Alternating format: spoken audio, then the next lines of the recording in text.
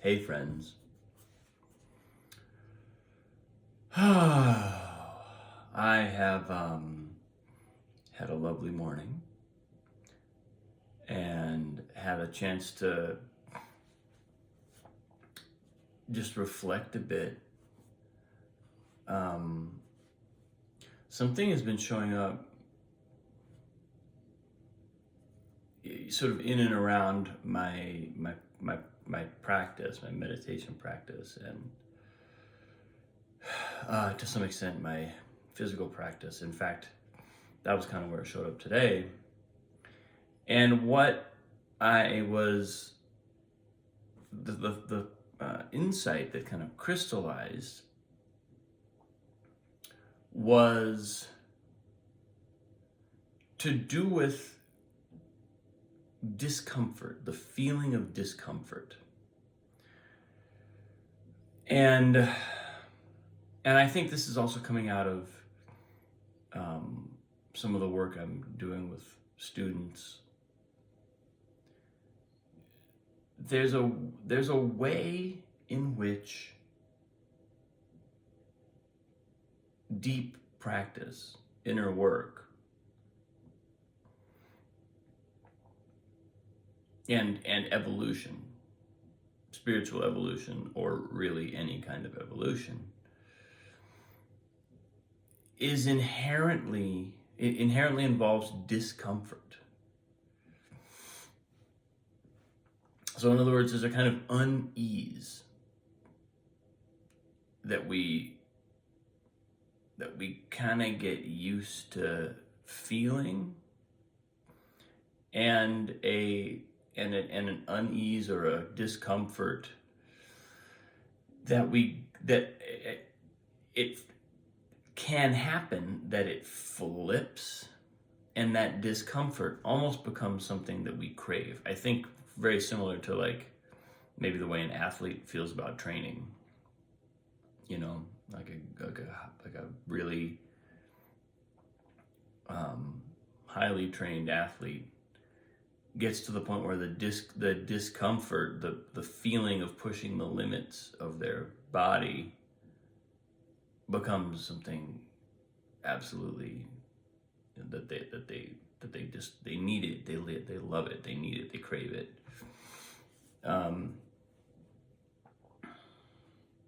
And you know, but not all forms of discomfort are created equal. Obviously, you know, we all know forms of discomfort: stress, frustration, running a pattern, that don't feel evolutionary, and that probably aren't, that are probably, you know, they're probably reflections of a kind of something that wants to go a different direction. And obviously, you know, part of the work is discriminating, figuring out what's what, figuring out what kind of comfort and discomfort are actually what they each are. You know, it's interesting because you think about the you know, I hear Sadhguru often talking about comfort as one of our greatest enemies. And if you think about the wisdom traditions, the spiritual traditions, mystical traditions, there's a long history of asceticism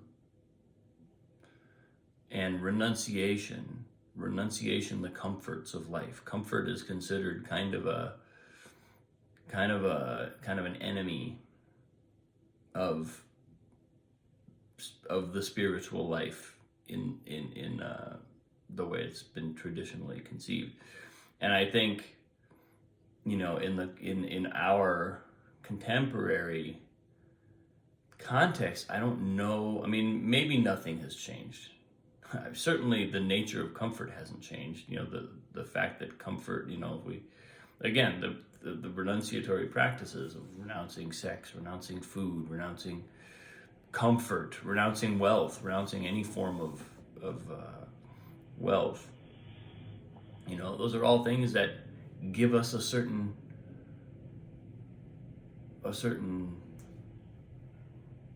feeling of satisfaction, a certain feeling of repose, a certain feeling of being satiated, comfort.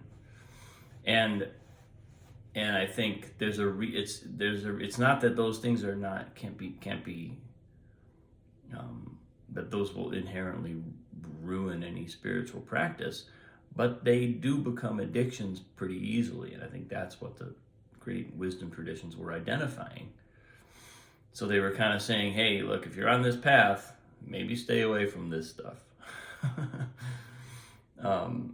Now, I think in our contemporary life, in our contemporary context, again, it's possible that nothing has changed, but it's also possible that we've just become a little more able to compartmentalize and tolerate attention there between certain kinds of physical comfort, certain kinds of physical satisfaction, even intellectual satisfaction, entertainment, and still maintain a real focus on what's beyond, on what is not simply a body mind based form of satisfaction, because of course all these forms of comfort are the place where they're experienced is in the ego. They're experienced in the body, in the mind. So that's where they focus our attention. That's where they're gonna bring our attention. And I think in our contemporary context, I really do think, and I've heard a couple of spiritual teachers say this, that modern man is kind of a different animal than as far as spiritual practice goes than people were a couple hundred years ago. We were able to shift our attention quickly. We're able to have very, very powerful experiences that in former times would have been completely addictive and completely overwhelming, and still kind of keep a boundary around them, keep them compartmentalized in a healthy way. So that's good. We're evolving. But I think the thing that was showing up for me this morning is really kind of a simple point, actually. But it was just thinking about remembering that discomfort is actually something I want to be looking for. If I want my practice to deepen, if I want to continue evolving, I need to be willing to let my ego be less comfortable, right? I need to allow it to be uncomfortable, and I need to seek out ways to make it uncomfortable. I think that's one of the. I got some feedback from one of my coaches recently, saying to pick a practice that really puts me in my masculine energy in a powerful way every day for like 6 months. She's talking about like a physical martial arts, something that really kind of puts me in a position of exertion and that stretches me. And so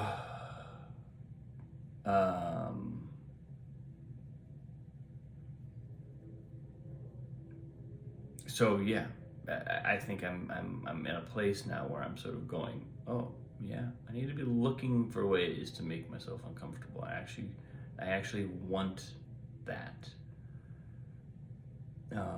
because it is so easy to get comfort. Comfort is a real.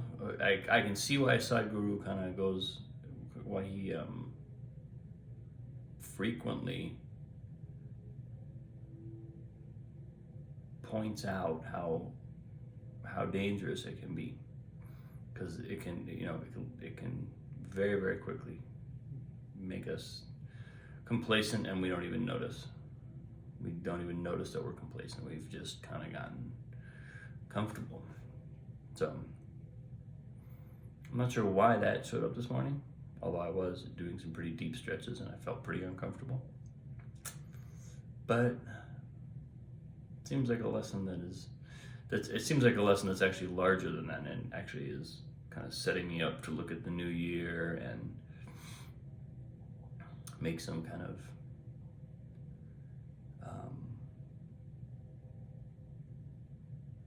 maybe again, in the spirit of reevaluating some of my practices, as I've spoken about over the past couple of days, really make some choices, make some courageous choices around how to give up comfort in some helpful ways, not just for the hell of it, but in ways that would be beneficial and inspiring.